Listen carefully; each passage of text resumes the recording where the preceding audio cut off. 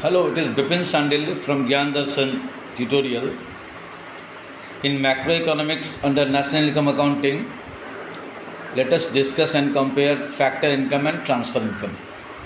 देखिए भाई, factor income उसको कहते हैं जो हम मेहनत करके कमा के अपने मेहनताना के बदले कमाते हैं। जैसे अगर हमने अपनी प्रॉपर्टी या अपना मकान या अपना गाड़ी किसी को, अपना ट्रक, अपना मशीन किसी को भाड़ा में दिया है यूज़ करने के लिए, तो बदले में मुझे रेंट कमाई होगा, that is the factor income.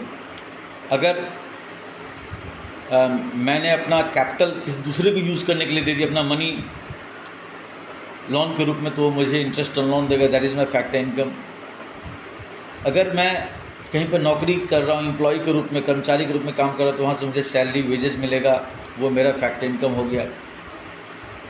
अगर मैं किसी संस्था का एंटरप्रेन्योर हूँ, ऑनर हो, है ना, तो मुझे प्रॉफिट मिलेगा, डिविडेंड मिलेगा, वो भी फैक्टर इनकम हो गया।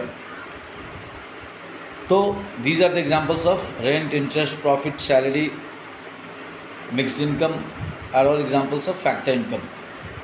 जबकि ट्रांसफर इनकम क्या हो गया? ट्रांसफर इनकम मीन्स जो बिना मेहनत के कमाए, बिना परिश्रम के कमाए, या उसको मेहनत नहीं माने।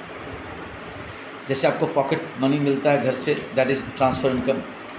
आपके माताजी को पिताजी हर महीने कुछ खर्चा करने के लिए या देते हैं, that is the example of transfer income. Bharat सरकार, नेपाल में भूकंप आया था, तो भारत सरकार ने नेपाल सरकार को मान लीजिए 1000 करोड़ का मदद किया, तो भारत सरकार की तरफ से नेपाल सरकार को जो इनकम हुआ, that is called transfer income. इसी तरह से अगर भारत को कोई दूसरे देश से कोई ऐसा सहयोग मिलता है जो वापस नहीं लिया जाएगा, सहयोग के रूप में दिया जाता है, that is called transfer income.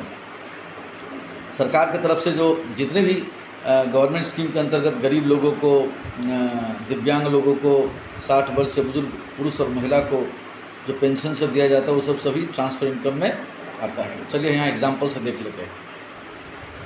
Meaning, it refers to factor income refers to income received by factors of production for rendering factor services in the production process. यानी किसी भी प्रोडक्शन प्रोसेस में, डिस्ट्रीब्यूशन प्रोसेस में जो मेहनताना करके अपना अपना पारिश्रमिक दे करके कमाने वाले जो कमाई है, that is called factor income.